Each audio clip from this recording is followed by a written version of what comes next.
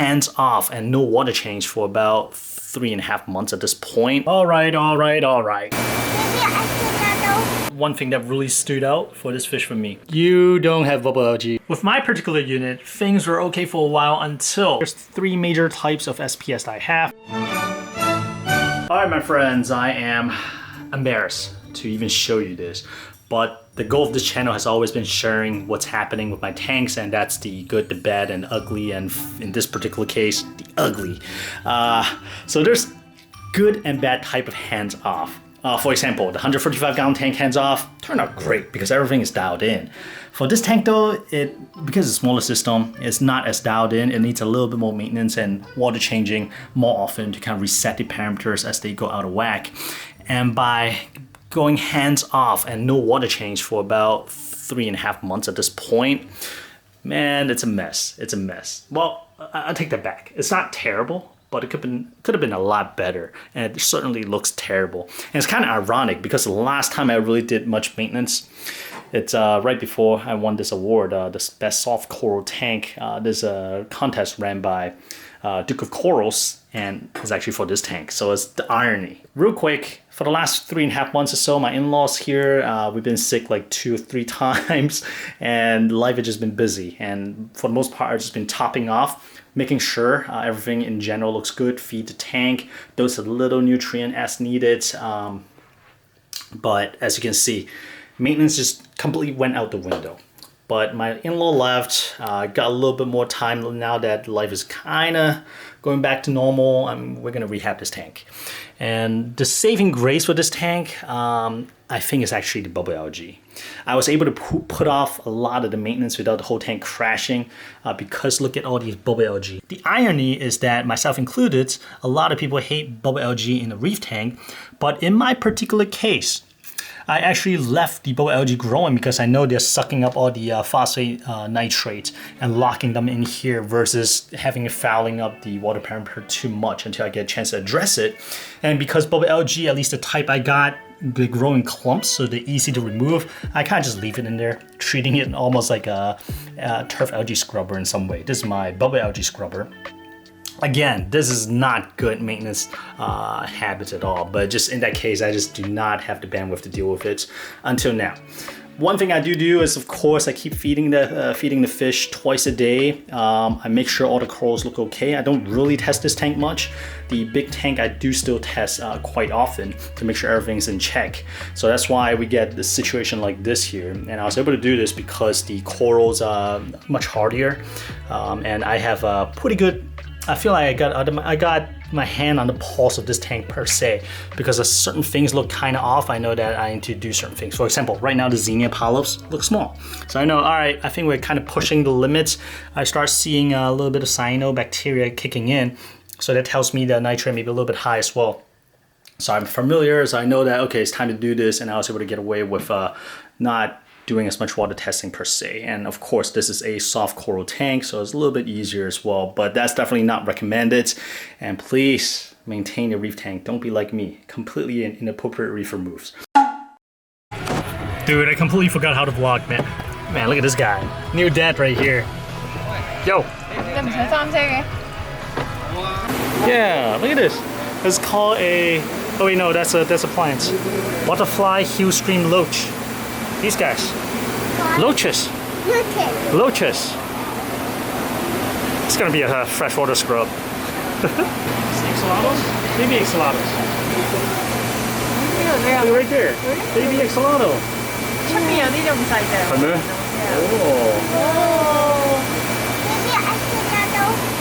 baby axolotl. It's cute, right? Yeah. You want to keep one? No. No one more. for Leon? Nope. Slipper lobster. Slipper lobster. Raccoon? It's the raccoon. Slipper lobster. Slipper lobster. Yeah, look at that yellow fish right there too. This I'm happy to see. They actually got the correct name for it.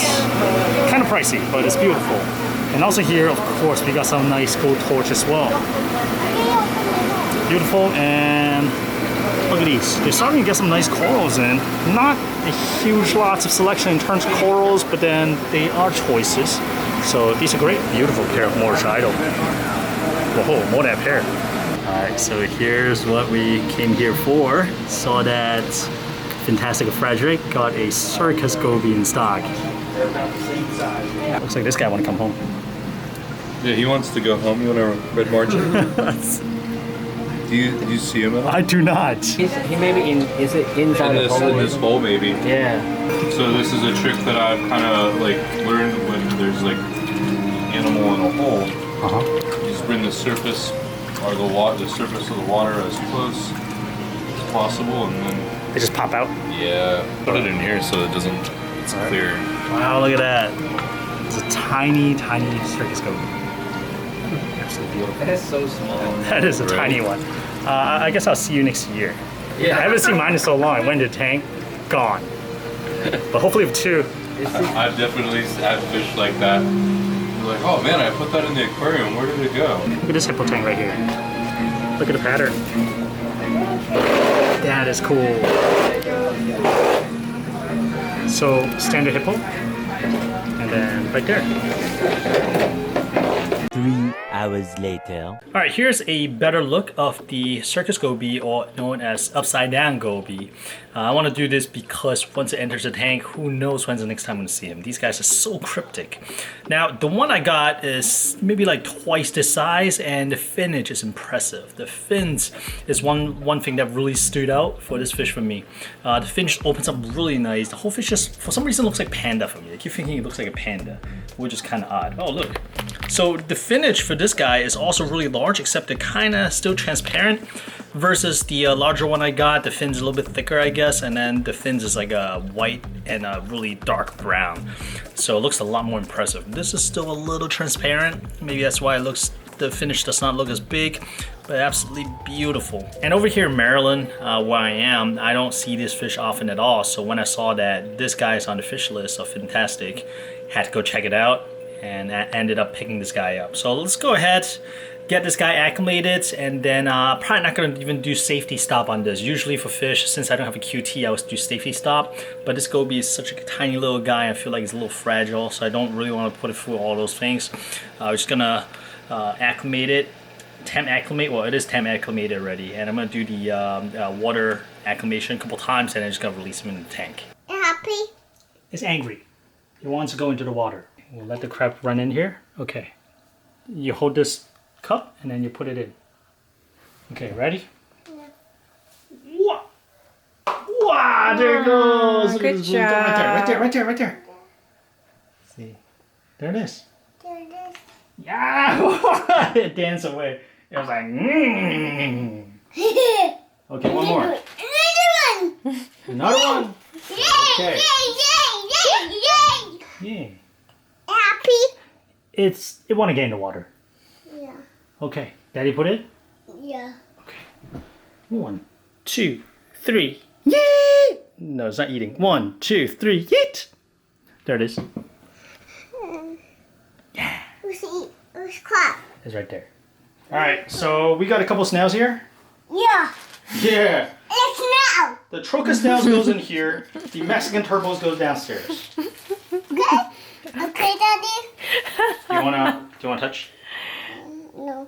Just look. I put those. You go. Oh, this one is kind of tricky. You gotta put it. The flat. ocean. Yeah. So, yep. This way. See how the snail's foot holds onto the glass? Look at that. See? And you'll see him start eating immediately because my tank is filthy. It's eating? It is eating. You see the mouth moving? Look at. Whoa. You see a snail? Right there. They're fast, right? They're the big. Yeah. People say snails are slow. Not these guys. Love Troca snails. Look at these guys go. Here's a Mexican turtle, just like immediately went to work. Look now. Yeah. Well, look at how fast this guy is. Quick. Goby. Goby, upside down Goby. It's time to go. Upside down? Is that? It's upside down. What? It's called upside down Goby. Okay, watch. I'm gonna release him next to the rocks. All right. In the back of the tank. You may be tough. This may be the last time you see him, ever. Hopefully What's not. the point? Okay. How much is it? Ducky. $5. $5. I saw that. You channel your inner Will Smith. I respect that. I have to punch you. I respect that. All right. Ready? See that guy? And that's see him? coming. You see him? Here, I'm gonna release him to our corals. There you go. There he goes. Right to the Goby. Can't even see it. The Too Goby lives tiny. there. Here, let me Too take over tiny. real quick. Too tiny. That was it. Tiny like He went daddy. to the back. Just Leon, say tiny like daddy. cheese in the back, just like the Goby. The Goby lives in that overhang as well. So we'll see how it goes. We'll give him some time. 2 days later. All right, very cool because underneath all these rock, look who peeked out. That is my existing Circus Goby upside down Goby. That's a big one. I wanna, if the camera focus, there you go. You see how large the fin is, and once a fin, it's kind of like filled in and not transparent anymore. It looks absolutely beautiful. And this fish tend to keep the fins completely flared out most of the time. Now I'm looking around for the smaller one. I was hoping that they would be paired up, and that's why this guy is a little bit more outgoing now, but I do not see the new Circus Goby. It's only been 2 days. So we'll give it a little time, and I'll keep looking out. So I guess that's kind of where the larger Circus Goby hang out. And I'll keep looking to see if we can spot the new one. It's like hide and seek. And again, just for reference, I have not seen that guy for more than half a year, ever since I added him to a tank. And then like one day I was like, whoa, you're still alive? I haven't seen you since day one. So that's how reclusive they are. And this guy seems to be getting more and more outgoing, which is excellent to see. All right, this was a long time planned. I still have this bucket of water cycling for about, has been what, 3 weeks at this point? I should have covered it. But for 3 weeks, I had the intention of finally doing a water change, got sick, started traveling. Now I'm back feeling way better. Time to do the water change. The reason I want to do a water change is because 2 months ago when I did a water change, or is it 2.5 months now, the corals do seem happier. I was like, okay, why not? Maybe there is still something about doing a water change. And the second reason is that in the ICP test result that I did more recently, we actually found antimony. I can't pronounce it, man. But anyways, it's kind of like a heavy metal, almost similar to copper in this tank. I have not narrowed down to what caused it, or is it just kind of like fluked. So I'm gonna do an ICP test again in another month or two to double check, make sure everything's okay. But just in case, I did run polyfilter, did not pull anything out because it did not really change to a metal color.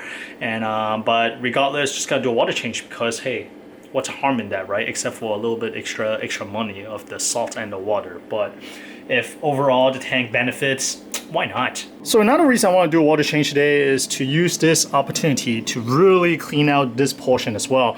As you can see, I have more than enough biomedia, way too much in fact. So I'm gonna try to remove some of them. It's kind of like a risky remove, but if the flow is not really going through the media, it's not really doing anything besides collecting detritus. So I'm gonna start maybe pulling some of these out, rinse it, and then remove some of the ones that's really honestly not doing much except for collecting gunks, because this is way more than enough. And also do some pruning for the macroalgae. As you can see, in just the span of 2 months, this whole section is already almost full of macroalgae, and we do still see some of the not great, but the dragon breath macroalgae right there as well. All right, well, this is kind of shitty. My bucket had finally kicked the bucket after what, 3 years. So since I'm in a pinch, I'm just using a turkey baster to suck out all the detritus that's settled at the bottom. And in the background, I'm listening to, of course, Keith's Reefing with Reef Bomb. Usually I like to listen to podcasts, reef-related podcasts while I'm doing some work. All right. So we did a cleanup of the refugium as well as the, I guess the biomedia chamber. Rinse out some of these guys just to make sure there's no detritus, and I try to, well, they're sitting out of water right now, so I gotta refill it really quickly. Several song-filled hours later. All right, here is round 2 of water changing. Today we're gonna target the Mangrove Tank. So we got these snails in here. Hey, what's up, buddy? So we got these snails in here for about 3 days. It honestly didn't really make too much of a dent. It cleared out this portion. I can see they're just kind of hanging out here digesting the food. kind of clean out certain spots, but for the most part, the glass is still pretty much covered by algae, which is fine because I want to make sure the snail do not destroy the algae and then just starve. So I think this is good. It'll just help me do some low maintenance while I'm not doing water change or scraping glass. So I guess we're gonna get this going. Look, this is gonna be satisfying. Oh man, these algae are tough. Usually with my flipper magnetic scraper, one pass is enough, but this time I gotta go through a couple times to really clear it out. Look at that. So they have been there for a while. By the way, the flipper, still my favorite magnetic algae scraper. All right, well, oh man, now you can see the bubble algae. Talk about bubble algae, man. All right, I'm gonna pull it out and show you just how big a chunk that is. That thing is chunky. Same thing here. But again, I kind of just let them grow because I know they're easy to remove and they help me lock in the excess nutrients. All right, I donned my trusty yellow gloves. Love these things, and this is gonna be satisfying, dude. Well, you thought you got bubble algae. You don't have bubble algae until you got something like this. That's kind of sexy, actually, in a way. This is a macroalgae tank. Should I keep this? All right, y'all. It has been a week since I've done the big water change on the large tank, and things are happy. As you can see, well, not all. Most of the corals are poofy and happy as could be. Usually, this is what happens after a water change. But I do see that some of the zoas, it's like during a certain period of time, they're just closed up.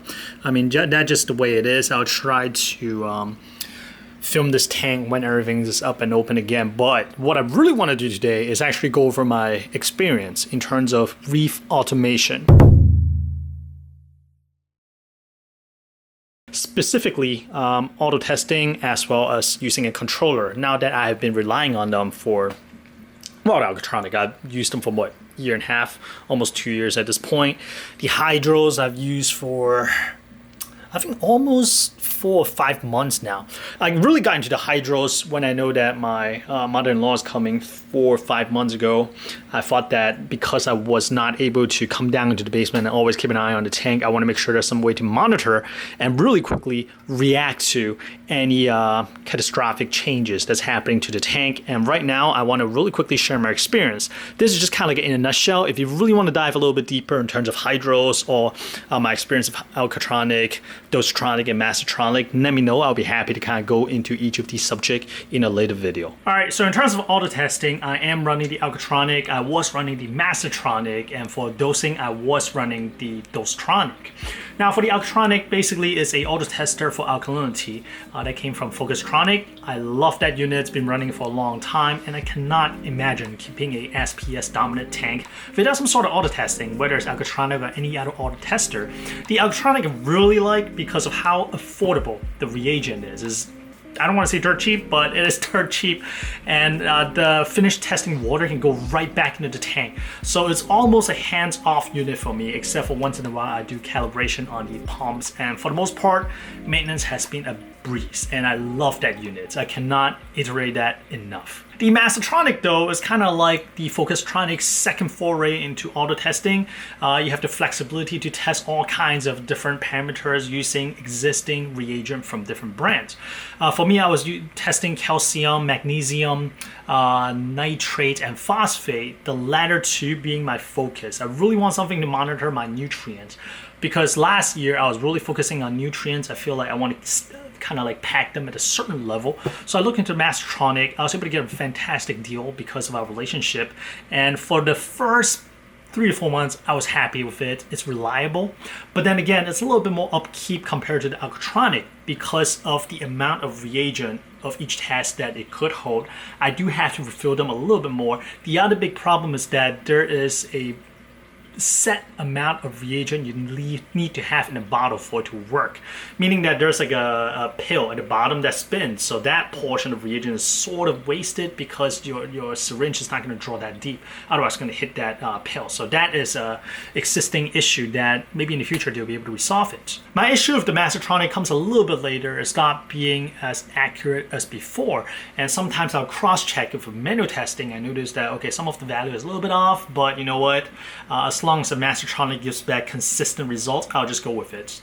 it's fine. So things just persisted that way for a couple months and things are fine. I didn't really focus too much on the value as long as it's consistent and I can see it's going up or down. And this whole time, certain Mastertronic owners will give feedback to the company and the company sometimes address it. For example, for a period of time, you cannot do the phosphate test right before nitrate test.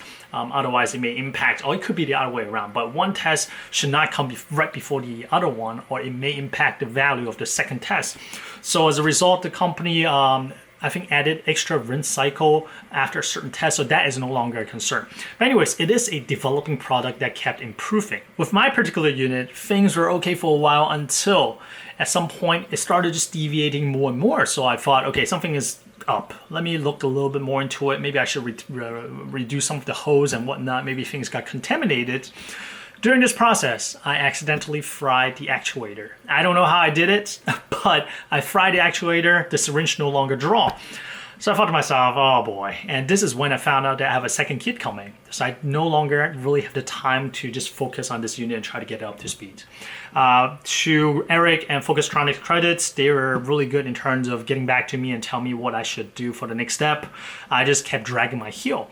And as a result, I was without the Mastertronic for about 3 or 4 months. And that's when my mother-in-law was here as well. So I simply did not have time.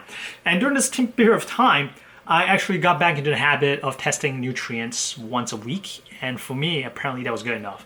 So this process actually weaned me off to the Mastertronic, because for Mastertronic, I thought about, even if I fixed it, I have to still go in and debug and see what's going on, so it's just a lot simpler, a lot more straightforward for me to just go in and do manual testing. Not to mention that I've been doing ICP tests every 3 months or so anyways, so that will kind of double check my manual tests and just make sure everything's on the ups and ups. So I kind of got weaned off of Mastertronic, and up to today, the Mastertronic is still sitting in the shelf in my storage. So for me, in terms of all the products that Focustronic pushed out for auto testing, I think Alkatronic is absolutely must-have.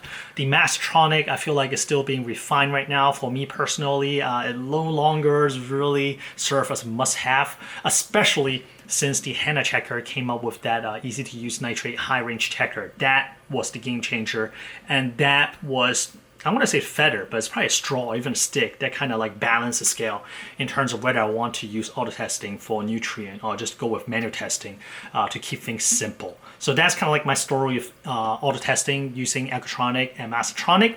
The Dosetronic, I'm not really using any of the automatic feature. For example, like if I get a certain parameters, I can kind of in reaction dose a certain amount. I'm not really using that, so I'm pretty much using it as a standard doser. So I probably am not in the right position to kind of do a quick review on that product. But that's kind of like my perspective in terms of Alkatronic and Mastertronic. Another frequently asked question that I get besides Alkatronic and Mastertronic and what I think about them is the hydros. Hydros. A lot of people ask me about the hydros. Do I like it? It's kind of hard for me to compare it to other controller because I've not used a lot of the other controllers out on the market. The only ones I've experienced with is the e-Corals, which the interface is fantastic, hardware sometimes hit or miss. And also the GHL Mini. I didn't even get to experience the hardware so much because it was such a learning curve to just even program one of the outlets to just stay on. I was just so frustrated. But I hear that GHL is fantastic in terms of hardware reliability.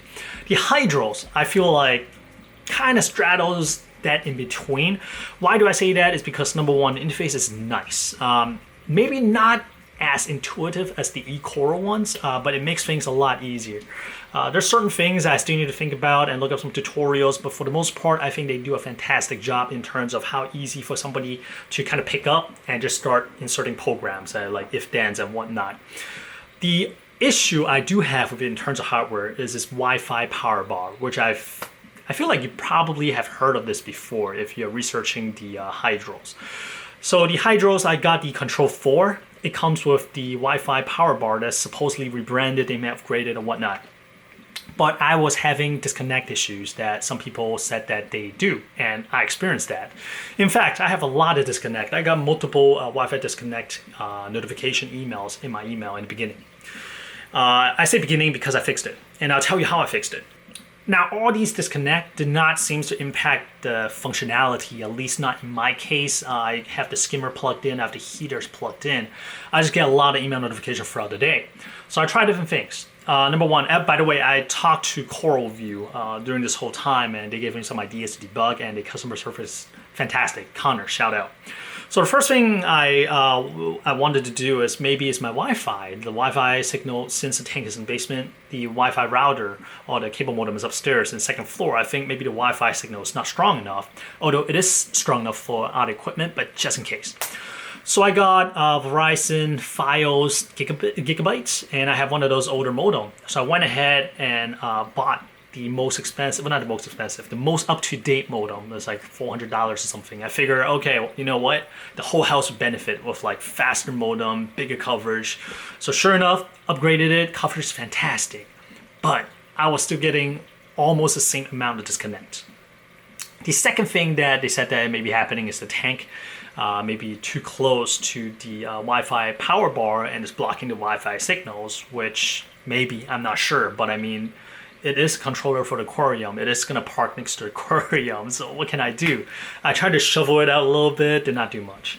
So the next thing that CoralVue asked me to try is maybe buy a Wi-Fi hot access point and make sure it's 2.4. By the way, before this, the router, I made sure to split the channel as well, 2.4 and 5, because if the Wi-Fi bar hop onto the 5 gigahertz channel, it's not going to work. So I made sure it's 2, so that I make sure the aquarium is already on 2.4. But anyways, since the access point that they recommended is like $25, it's dirt cheap. I was like, all right, let me go ahead and buy it. So I bought the access point. So to CoralVue's credit, with the access point installed, I was only getting on average 1 disconnect email a day, which is a big step up, and I could live with this.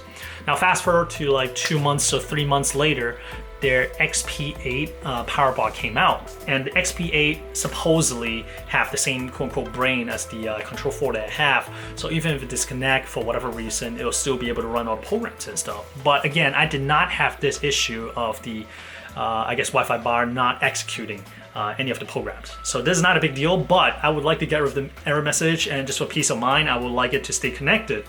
So I got the XP8, hooked it up with wire to the X4, and I never had an error message from hydros again. That's not warranted. So that was the big kind of like a run around fiasco, me trying to just resolve the issue. I think the whole issue boils down to the Wi-Fi power bar. Maybe the Wi-Fi chip in there just kind of sucks. There's no other way to say it.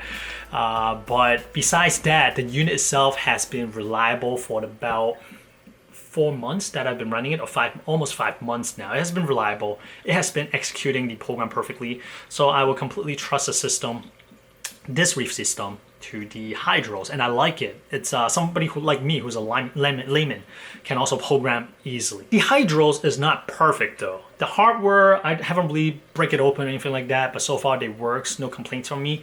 The UI, and I wish there's certain things that I can still do.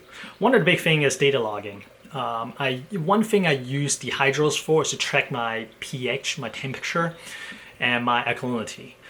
It shows you exactly what it is at this moment, and you can kind of use your finger to kind of drag it over the graph and kind of see what value it is. But I do wish that it has a table showing what the value is at a certain point. I understand pH, there may be too many data points, but if you can even pull out like 4 points per day or something like that and just kind of list it on a table, that would be fantastic.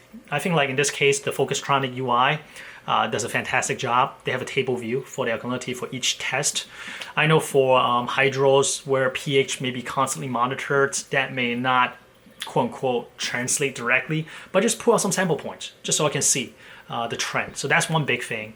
There are other small bugs on the UI, for example, like every time I try to drag and see what point on the graph the value is, sometimes I accidentally activate edit the menu view, and I'll start finding myself dragging the graph instead. So there's a lot of little things that still need refining, and I do wish that there's a nice way to display all these graphs if I have an old, say, iPad to use.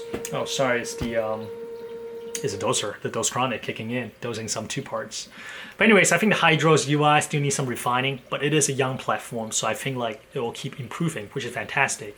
Hardware-wise, no complaints with me from me at all after I plugged in the XP8, normal error message, and I do feel like XP8 or a wired Wi-Fi bar, a wired power bar should have came with the S4 initially, or the Control 4 initially.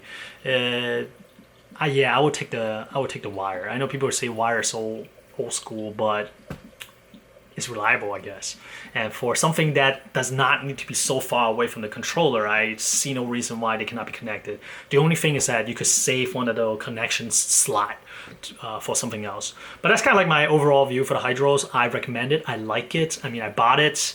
The Wi-Fi power bar, honestly, I'm not sure how reliable it is. It did not cause me any big issue. Oh, one thing I do mention is that for my Wi-Fi power bar, if the power was off for extended period of time, right? I did not really do much tests on it, but I've experienced it a couple times. You have to physically push a button to turn the power bar back on, and this was a big issue for me. But it only happened to me, I think, 3 times total. And later on, whenever the power got cut, the power bar just come right back on. I don't need to push a button. There are 3 specific times I had to actually physically push a Wi-Fi power bar button in order to make sure everything powers on again, and that was a big problem. And that's also one reason why it pushed me towards getting the XP8. And if you ask me, I feel like the XP8 should have been bundled with the Control 4, but maybe it's due to cost saving or maybe it's not ready to be rolled out yet, so they separated as a separate product. Anyways, Hydros, I like it. So hopefully this video will answer a lot of the questions, because again, a lot of people reach out to me knowing that I've used the Hydros, I've used Alkatronic, I've used the Mastertronic. Do I like them? So here you go. Hope it has been helpful. For this part of the video, I really want to do a deeper dive on the SPS I got going on in the 145 gallon tank, how they've been doing, and some of the tips and tricks and kind of like best practices that I picked up along the way, and how they have been reacting in the tank. So this tank has been up for what, almost 2 years at this point, and I think that it didn't really met its stride, found its stride until year in or so, and that's when the SPS really took off. And I think the turning points are a couple turning points, but one of the big ones was when I started target dosing the trace elements with the reef moonshiner method. And that's not to say that that's necessary, because totally not necessary. One of the way to replenish the trace element in the water is, of course, through water change with like good salt mix. But for my particular case, reef moonshiner method, by target dosing specific elements, I do see the corals, the SPS corals, really responding well. The second thing that really helped me, it's the Alkatronic, like I mentioned before. In the past, in a 45 gallon tank, Alk Swing has always been a killer for most sensitive corals, namely the SPS. Ever since I got the Alkatronic, I was able to peg the alkalinity to around 9. That's kind of like my targets, and things have been happy. So even if the SPS go through like a mini swing or they're not happy, they never straight up die in mass. I still lose frags, 1 to 2 frags every here and there, but nothing crazy. As you can see, the frags have grown quite well. So the maintaining a stable alkalinity is the second thing. The third thing I experimented with a little bit is that whenever the nutrients go a little bit higher than usual, I'll turn up the light and turn up the flow a little bit, because as I turn up the light, the corals produce a little bit more byproduct that need to be flushed away, especially with SPS. So that's why I turn up the flow. So with all these 3 things in place, I feel like the SPS benefited and been doing well. So right now, let's do a deeper look on specific ones. Currently in my tank, there's 3 major types of SPS that I have. Number 1 is, of course, Acroporas. Everybody loves Acroporas, like that one right there and that one. Second type is Anacropora, and that's the goldenrod, the slime ball, etc. And the third type is the good old Montiporas, like the digitata right here, as well as this one that's kind of about to grow into the glass right here. This is a classic that I love as well. This is the Red Monty. But yeah, so I have like 3 main types, and of course I have some other ones, but I have the most of these. And out of these 3 types, I feel like the Anacropora seems to do the best and grow the fastest for me, and that would include the goldenrod I got from Joker Corals, the worldwide coral slime ball that I got from Daniel, and also the TNT that I got from Touch of Aquatics. So these guys seems to do the best, and I want to focus a little bit more on those type of corals down the road because of how well they do in my tank. And I like fast growing corals, especially if they look like this. I don't mind. And it's interesting because as the goldenrod grows up, right? If you guys look back one or even two videos, you see that it changed a lot. It's turning into almost like a tumbleweed of sorts. So it's a really interesting growth pattern versus, look at the slime ball. The slime ball, it's more like a, almost like a buck staghorn and stuff. Look at that. So it got a more, I guess like a more organized growth pattern. So I'm really excited to see how the TNT, the red one, turns out. And the reason I think these Anacorpora is interesting is because from what I hear, they could grow into twine and they may even graft. So I have heard recently that somebody grafted the TNT with the goldenrod, and that's why I have two frags sitting so close together. I'm hoping to reproduce that as well. So the Anacorpora is definitely one species that I'm really interested in collecting more of and grow more of because the tank environment seems to favor them. That's actually a good segue. Speaking of the tank environment, right now in terms of par readings, the top level right here is getting about 300 pars. Right at the top of the rockwork, right here in the middle is getting about 250-ish, and the sand bed is actually getting about 180. So it's definitely a little bit high for some of the corals, and I think that's why some of the zoas may even be struggling a little bit because of too much light, especially if the blasto as well. Before the blasto was a little bit further in right under the light, and they were not happy. I have to move them out. But thankfully, the Euphyllias seems to have adapted to the higher light, especially the torch. Some of the green hammer is not entirely happy with all these light, but for the most part, they are kind of adapting. But that's a segue. Today, we want to focus on the SPS. So one of the first world problem that I'm running into right now is space. I did not plan that well when I started planting all these SPS frag. I did not expect all of them to survive, and a couple of them did not survive, but the majority of them did well, and they started spreading out and they started growing into each other. For example, right here we see the Kung Pao Monty in the back growing into the forest fire, but thankfully they seem to play well together. It looks like the Kung Pao is growing onto the Monte Chitata, and they do not mind at all. But I'm really interested to see what happens when the slime ball touches the Montipola forest fire. And up here we'll see the Miyagi tort actually growing into, I think that's the fox flame. That little nub in the middle, that's fox flame, that's Miyagi tort in the back. They're actually clashing each other, and they seem to have formed a border, and then little shoots are coming out. I think that's a fox flame shoot that's coming out, which is interesting. I'm not sure what that golden frag is right in the middle, but it's definitely taking off and is about to run into the Miyagi tort in the back as well. And what's even more interesting is the Magnificent, the pink SPS that's right smack in the middle right now. That's one of my favorite SPS. I love that coloration. One of the branches grew into the Miyagi tort in the back. I was thinking about snipping that branch off, but I really want to see. I want to see what happens when two SPS meets. Some people say that it may take out that branch if the SPS is healthy and the rest will carry on as if nothing happened. Or they may actually destroy the other colony. So I want to see, because I feel like the colony is big enough that if I start seeing things going south, I can just like snip it off.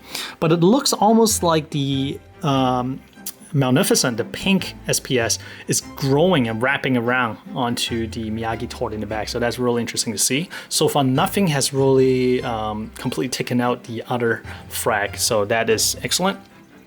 So coming over here, we also have a kind of like encrusting Monty growing into, I'm not even sure what that little nub is. I don't remember. And also running into the golf bonsai. Same deal, they form a border and they seem to be growing on top of each other. They did not seem to be taking each other out yet, knock on wood. And I have this SPS up front that I have no idea what it is. It's just like a bleached out pink color. Used to be like a dark chocolate brown for the longest time if you look back at my video, but in the last 2 months or so it activated and started sending out coral lights. And so it's really interesting.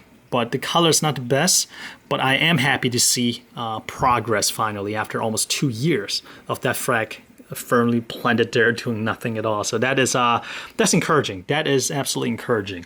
And one thing that I find kind of ironic is that since we're looking at the Kung Pao Monty, we have a patch of Xenia. I kept thinking the Xenia is gonna grow on top of the Kung Pao Monty and kind of choke it out, but the opposite seems to be happening. it seems like the Monty is actually growing faster than the Xenia and is at risk of choking out the Xenia, which that's okay. I've been actively trying to remove any Xenia I see in this tank. So it's kind of ironic twist. Another coral that I really like is the cherry bomb that I got from TSA. And if you look from the side, it already started encrusting onto the frag plug and actually migrating onto the whole frag mounts already. So it's doing well. And same thing for all the Monty in the back and also up front that I got from Robbie's, was a local reefer. Pile extension is good, but I don't think they started encrusting yet, so I'm kind of holding my breath and waiting for them to start taking off. Milka stylos, got that from Jim. I actually been hunting one for a long time, and it looks like in the past month or so it finally woke up and started sprouting out new heads, and that's where you see the bright white tips. So I cannot wait for it to start growing, and I hear these guys grow pretty fast when it gets going, so I'm really happy to see that. Some of the corals that we don't see too often are these ones that's kind of on the frag rack in the back. We got a convict cellist that I got from Daniel from New York in the back, and also in front of that we actually got a frag of Master Yoda that has also been kind of just sitting there for a long time, just encrusting, and finally started sprouting little branches out, which is excellent. And we got another frag that I have no idea what it is. Maybe it's Fruity Pebble from TSA, I'm not 100% sure. And we also got a Forest Fire digitata right behind it as well. And in the front of the tank, we also got more SPS. Here's a frag of Slime Ball. And we also got the Carolina Reaper from TSA, which unfortunately lost its hot pink tip, probably due to the lower light par in my tank compared to what TSA got baking them under. And I also got random frags of goldenrod. You see litter throughout the tank. We got one, fish, watch out. We got one right here. We got one right there that I'm trying to mash up with the TNT, and we got one right here. And of course, we got a nice size mini colony here as well. So goldenrod, slime ball, growing exceptionally well in this tank, and hopefully I can make more frag and make them available locally as well for swaps. Feeding time, perfect to finish the wrap up. So basically SPS has just been steadily growing my tank, and Anacorpora seems to be doing the best. And I think like in terms of growing SPS in my particular case, number one, keeping alkalinity stable, whether it's using a auto tester like the Alkatronic or doing a more regular manual testing, say with the HANA checker, is crucial. That's kind of like life support, make sure they survive. And number two, for me, it was the trace elements that made the biggest difference in terms of them picking up color as well as better growth. And finally, number three, I think the higher pH actually made an impact as well. That's one thing that I haven't touched on too much. I started going full on calc water to boost as much pH as possible. Started doing a CO2 scrubber to bring the pH up. So right now my pH is roughly, I think 8.35 for the low and 8.55 for the high on most days. So that seems to be the norm. And right now I'm working on flattening the pH line, meaning that I've been dosing calc water only at nights, and during the day I use 2 parts to keep the alkalinity. So I'm experimenting with that, and I was able to flatten it to about a 0.1 swing in between day and nights, but it's still pretty new. It's still only like a month or so in implementation, so I don't want to talk too much about it. But so far the corals have reacted well, so we'll see how that goes. And finally, of course, light and flow cannot be discounted in terms of coral health. Of course, you guys all know this, but for the most part, tank is about at 2 years mark. It's off to a little jog, and things are growing fast. And honestly, I don't really you can't really tell when you always kind of look at the front until sometimes I do a top-down view. That's when I see the corals really started growing outwards as well. And that's also one thing that I really like about installing the AliExpress bar in the front as well. Before, I don't have this light bar. It's just the middle of the tank and the back of the tank. So I feel like a lot of things are kind of growing towards the top and the back, especially zoas and stuff like that. But since I installed the light here, I started seeing more corals facing the front. So aesthetically, tank is just a lot more pleasing to look at, and I feel like some of the growth is starting to come out this way as well, which is fantastic. So that is kind of like a really quick update on the 135 in terms of the SPS. Again, if there's anything specifically you want me to dive a little bit deeper into, for example, certain equipment, or in terms of like raising pH, my journey of it, certain fish species. I know I wasn't able to capture the Circus Goby, the new one, but oh, there's the old one again. There's a larger one that's kind of just hanging out now. It's a lot bolder, but I have not seen the newer one yet, unfortunately. So it may be another half a year before it pops up like I joked about. It may turn out to be true, but we'll see. I'll keep my camera close by just in case they ever pop out to say hello. I'll make sure to capture him or her on camera for y'all. Well, with that said, I hope you guys enjoyed this quick video. I know it's been a while since I posted, but there are a couple other things I really want to touch on later. So I think the next video is going to come a little bit quicker than this one. I hope you guys have been doing well, and stay safe, stay healthy, enjoy the weather outside whenever you could, and I'll see you next video.